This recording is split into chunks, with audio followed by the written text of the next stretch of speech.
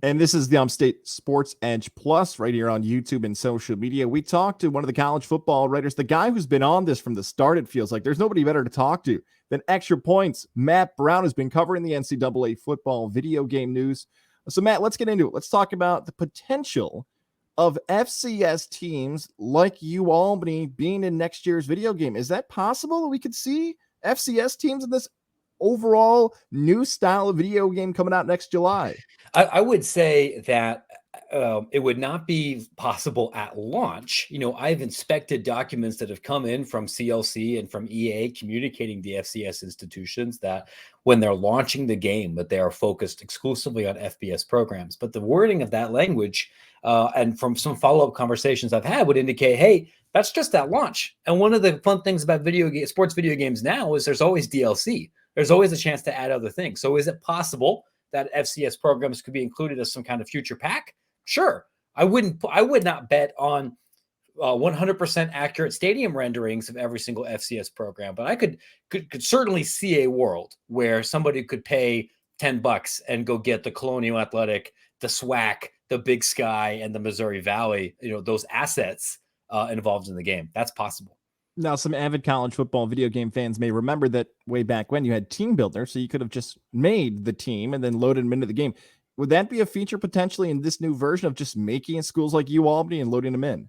So what I have heard here from looking at the exact documents for the project proposal that has been sent to the individual schools is they've said, listen, in the unlikely event we are unable to pay athletes to be a part of this game, there will be no Team Builder. And additionally, there won't even be the ability to edit rosters. Because I think people realize in the year of our Lord 2023 that if you have the internet, even if the athletes aren't paid, somebody in Operation Sports or somebody on Reddit is going to have uploaded the correct rosters, and everyone will be playing with those within 2 hours. So they're going to turn that functionality completely off. However, everybody that I have spoken to on the EA side, on the industry group licensing side, and on the school side believes that there will be mechanisms to pay athletes. And so I can't promise that the Team Builder that existed in like 2012 or 2013 will exactly exist. I'm sure EA doesn't want to undermine their ability to potentially sell DLC later, but will there be that roster customizability?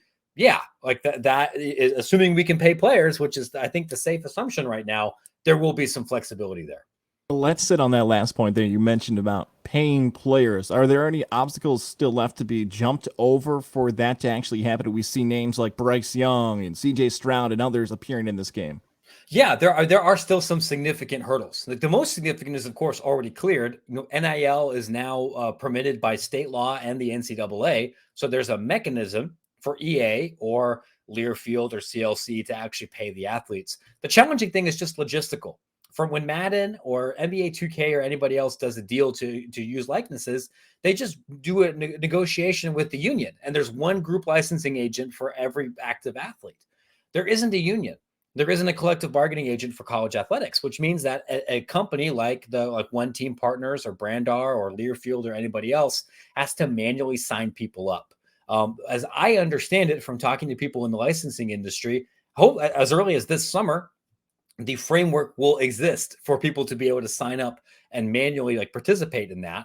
But it's going to take a long time. And I would not bet on every single athlete being in the game just because getting 20-year-olds to turn in paperwork on time is going to be a challenge.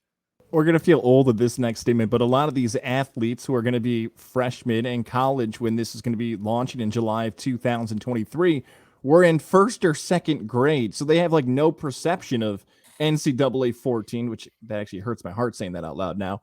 But what does this mean for recruiting, whether that be both for FCS and FCS schools, FBS and FCS schools, of potentially seeing your logo, your helmet, your school colors, and everything else in a game like this that's on a national stage? It's significant for recruiting, but even more than that, it's significant for the university as a whole. I have talked to universities who have said, listen, we don't know exactly what our stadium's 3D rendering will look like. We sent the photos, we sent the assets. As soon as EA shows it, that's not just something we're sending out in our football recruiting accounts. That's something we're sharing from our university accounts. That's something that we're sharing with prospective students coming in, because they recognize that whenever this game comes out, there's going to be a new generation of students, new generation of non-athletes that are going to learn about their brand, their campus, their traditions, their history through this game. Like the example that I like to joke about is I grew up outside of Columbus, Ohio, and back on the PlayStation 2 era, there were a couple of years where there were FCS teams in the game.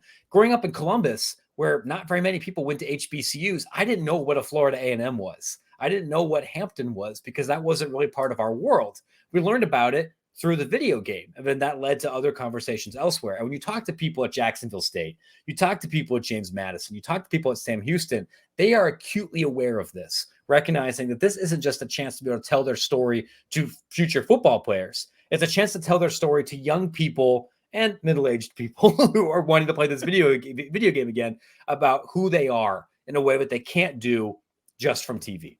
Are we going to get any teasers soon? Can we get some drops, some photo? Come on, give me a timeline here. You're teasing me. I feel like we need some appetizers. Let's go. When are we going to find out some more information? I mean, I'm dropping information here as fast as I can possibly. Right. Like, look, you're doing fine. I'm talking like from EA. I should rephrase that. What's sure. EA Sports going to start giving us some stuff? So I can't say that for certain, but for sports video games, for a game that's not scheduled to be released until July of 23, I wouldn't expect anything major in the near future, especially because just the technological lift to digitally re-render 133 stadiums is significant, right? Like NBA 2K23 comes out in 2 months, and we're just now getting some stills now. So I would not be blown away if the EA does not actually release any information for several more months. I will do my very best to go get information based on what they're telling to schools and what schools have to tell the EA, because they can't legally hide all of that from me. But there's still a lot of development work left to happen for this game before it's released in time. Well, let's go on this question, because what's happening in the college football world is constant conference realignment reports and years and who's moving. Do you see that as a significant part of the game, as a feature of what these superpower conferences could look like by the time we hit next summer? It's certainly possible. I mean, the one thing that I can say without having to speculate is that EA is doing everything it can to make sure this is not just a Madden reskin. And they also know that college football itself has changed very significantly since the last game. Conference realignment is certainly part of that.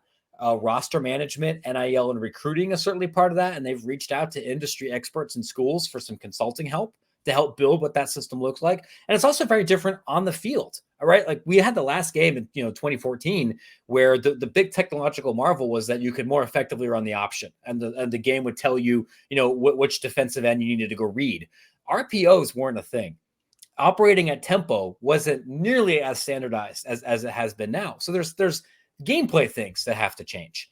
I can't guarantee something that's going to be in the game if I don't have the receipt to prove it, and I don't like speculating, but I can say that there are a lot of people who are spending a lot of time trying to make sure that this is the most realistic product, a depiction possible of what college football looks like next year. It's hard to see realignment not being a part of that.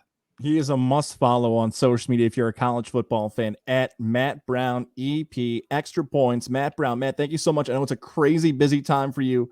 Continue the awesome work, and looking forward to connecting again in the future. It's my pleasure. Thanks for having me.